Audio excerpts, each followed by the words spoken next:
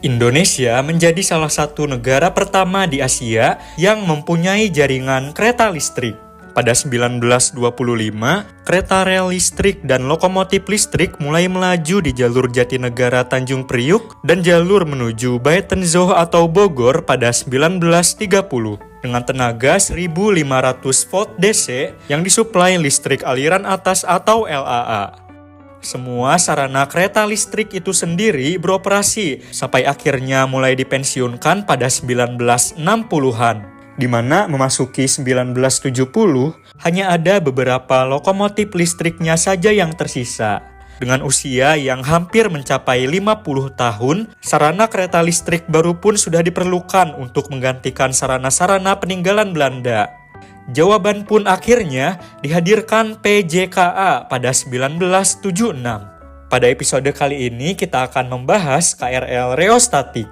Bagaimana KRL ini merevolusi perkeretaapian di Jabodetabek dan bagaimana cerita pada hampir selama 40 tahun masa dinasannya.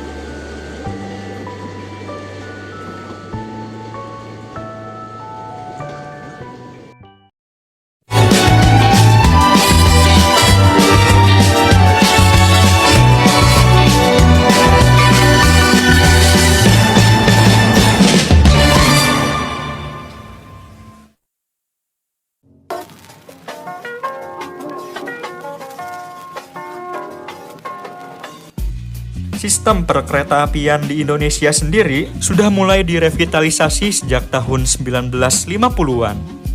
Walau begitu, sampai awal 1970-an, sebagian besar jalur utama penghubung kota-kota besar masih belum tersentuh peremajaan. Kekurangan sarana juga berlangsung. Bahkan di Jakarta, KRL peninggalan Belanda yang sudah dipensiunkan digunakan kembali dengan ditarik lokomotif diesel. Untuk mengatasi semua itu, pada 1974, pemerintah Indonesia mengambil pinjaman dana sebesar 48 juta US dollar ke Bank Dunia, di mana kemudian dipergunakan PJKA untuk rehabilitasi jalur utama, rehabilitasi sistem persinyalan, peralatan baru untuk dipo dan balai yasa, rehabilitasi armada lokomotif, kereta penumpang dan gerbong lama, dan juga pembelian sarana baru. Yang dimana untuk jalur terelektrifikasi di Jakarta dan Bogor, KRL baru pun juga didatangkan. Hal ini akan menyelesaikan permasalahan kekurangan sarana, sekaligus menggantikan kereta bekas KRL dan lokomotif listrik peninggalan Belanda yang masih digunakan. Ada 10 transit KRL yang dipesan PJKA ke Nippon Sanryo Jepang senilai 700 juta rupiah. Sebanyak 5 transit selesai diproduksi pada 1976. KRL sendiri dipilih karena mempunyai kemampuan mengerem dan melaju yang lebih cepat. Hal yang penting untuk layanan kereta lokal di perkotaan besar seperti Jakarta dengan stasiun yang berdekatan. Sebelumnya, Nippon Sanryo juga sudah memproduksi beberapa sarana lain seperti kereta mini dan lokomotif E10 untuk Sumatera Barat, serta lokomotif dan kereta penumpang untuk Aceh.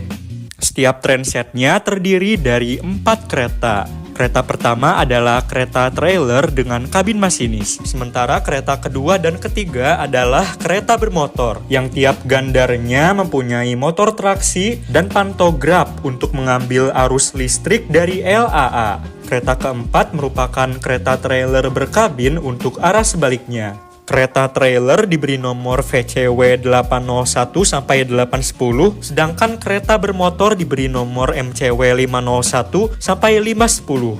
KRL ini mempunyai kecepatan maksimum 100 km per jam dengan ditenagai 8 motor traksi DC berdaya 120 kW, menjadikan total tenaga sebesar 960 kW atau sekitar 1.200 tenaga kuda. Desain bodinya sendiri serupa seperti kereta penumpang biasa milik PJKA saat itu, dengan livery oranye kemerahan dan wajah kuning. Sementara desain kaca depan serupa dengan yang ada pada seri 103 milik JNR, KRL yang digunakan secara luas pada layanan kereta urban di Jepang pada masa itu juga. 5 transit pertama tiba di Pelabuhan Tanjung Priuk pada 1976. di mana diresmikan Presiden Soeharto pada 12 Agustus 1976. Walau operasional penuh di jalur Jakarta-Bogor sendiri baru dimulai pada 2 September kemudian, berbarengan dengan peluncuran layanan angkutan kota Jabotabek, layanan kereta lokal yang melayani Jakarta dan kota-kota penyangganya, di mana selain KRL baru, armada KRD dengan desain serupa juga didatangkan PJKA untuk rute Jakarta-Bekasi dan Jakarta-Tangerang yang belum dielektrifikasi.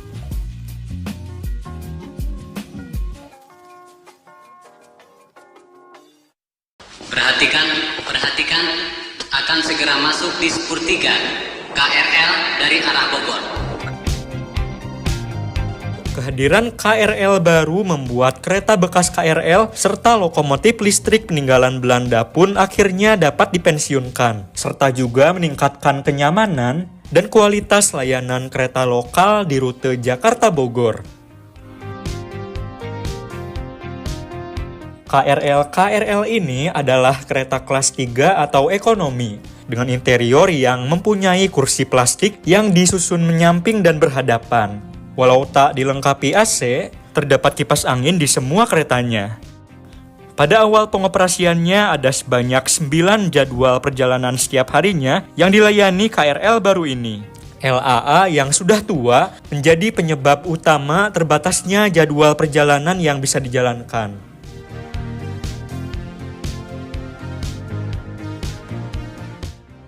5 transit lainnya menyusul tiba di Jakarta pada 1978, diberi nomor VCW 811 sampai 820 dan MCW 511 hingga 520. Ada perbedaan dengan yang tiba sebelumnya pada 1976. Tak lagi kuning polos, bagian wajah kini berwarna kuning dan oranye dengan corak dan bagian bawah yang melengkung. Pintu penumpang ditambah dari 2 menjadi 3 dengan posisi yang lebih tinggi dan dilengkapi tangga lipat otomatis. Toilet juga tersedia pada tiap kereta trailernya.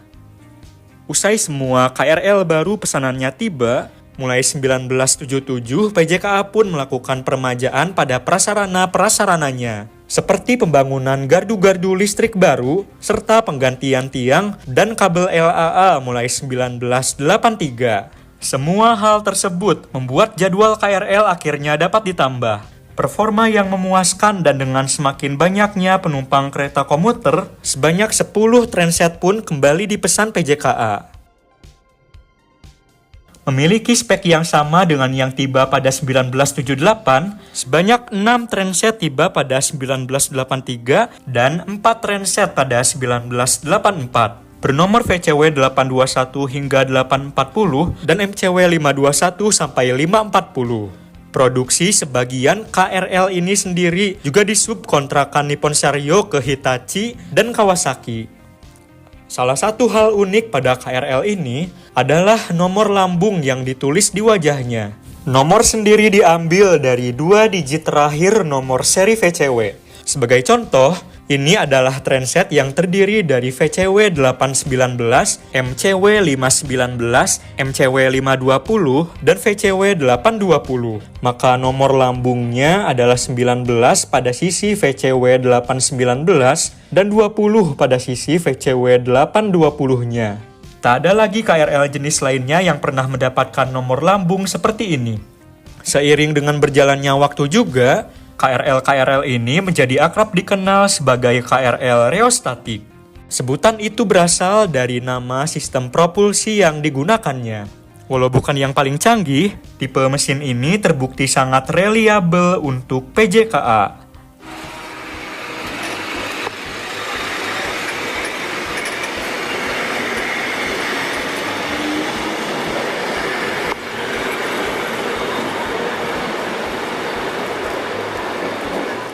Dengan jumlah penumpang yang terus mengalami peningkatan, pada pertengahan 1980-an juga, KRL reostatik mulai beroperasi dengan rangkaian 8 kereta yang merupakan gabungan dari 2 transit. Tak sampai di situ saja, 10 transit kembali dipesan lagi oleh PJKA.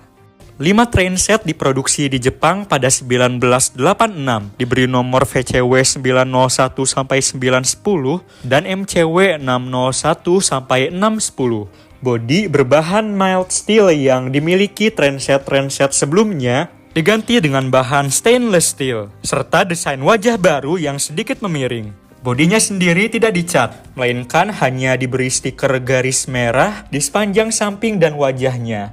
Pengadaan kali ini juga dilakukan sebagai tambahan armada untuk jalur lingkar barat Jakarta antara Kampung Bandan, Duri sampai Tanah Abang yang selesai dielektrifikasi saat itu. Layanan di jalur ini sendiri diresmikan Presiden Soeharto pada April 1987.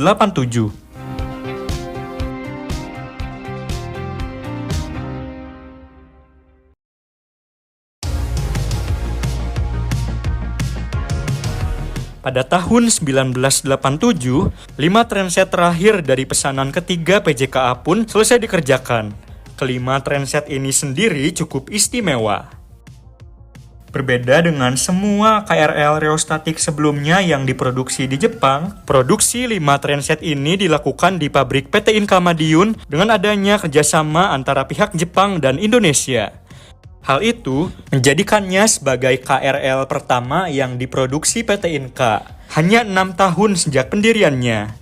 Adanya perubahan peraturan penomoran pada 1986 membuat kelima transit ini langsung diberi nomor KL 387101 hingga KL 387120, membuat total jumlah KRL reostatik yang dimiliki PJKA menjadi sebanyak 30 transit, di mana menjadi tulang punggung layanan kereta komuter pada jalur terelektrifikasi di Jakarta dan sekitarnya. Berbagai perubahan mulai terjadi pada 1990-an. Pada 1991, livery baru Perumka mulai digunakan. Sebagai kelas ekonomi, liverinya adalah warna oranye biru dan garis putih. Meski tak lama kemudian, warna oranyenya digantikan dengan warna yang lebih kemerahan. Perubahan pada transit stainless steel hanya ada pada stikernya, yang diganti menjadi warna merah, putih, dan biru. Pada masa ini, banyak stasiun di area Jabodetabek yang peronnya sudah dirombak menjadi peron tinggi. Hal itu menjadi sedikit masalah bagi KRL produksi 1976 yang pintunya didesain untuk peron rendah, sehingga para penumpang harus lebih berhati-hati saat naik turun dari KRL tipe ini. Layanan ekspres juga diluncurkan PJKA pada 1990. Di mana untuk itu beberapa transit stainless steel dirombak menjadi kelas bisnis dan juga eksekutif dengan kursi reclining, lantai berkarpet, toilet, serta AC sentral, menjadikannya sebagai KRL ber-AC pertama di Indonesia, yang juga sempat digunakan Presiden Soeharto pada peresmian jalur layang Jakarta Kota Manggarai pada 1992. Awalnya, KRL ini hanya digunakan pada layanan pakuan bisnis dan pakuan utama di rute Jakarta-Bogor. Namun dalam beberapa tahun kemudian, jumlah dan dinasannya pun bertambah. Dengan adanya layanan Depok Express di rute Jakarta-Depok dan Benteng Express di rute Jakarta-Tangerang. Ada 3 susunan transit KRL yang dirombak ini, yaitu transit 4 kereta dengan full kelas bisnis, transit 4 kereta dengan kelas bisnis pada 2 kereta bermotor dan kelas eksekutif pada 2 kereta trailer, serta transit 5 kereta yang terdiri dari 4 kereta kelas eksekutif dan 1 kereta kelas bisnis. Pada transit ini, kelas bisnisnya menggunakan kereta bermotor yang diambil dari transit mild steel yang dijadikan sebagai kereta trailer dan mempunyai mesin genset untuk kelistrikan AC pada kelas eksekutifnya. Transit full kelas bisnis mempunyai stripping garis warna hijau, putih, dan biru tua. Sementara rangkaian campuran eksekutif bisnis mempunyai warna biru muda, putih, dan biru tua.